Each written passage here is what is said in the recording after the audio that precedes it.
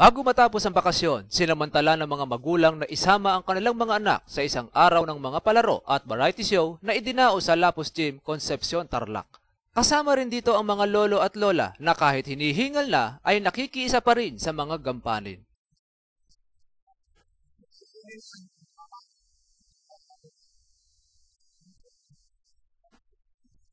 Mahigit 100 pamilya mula sa iba't ibang dako ng lalawigan ng Tarlac ang nakilahok dito.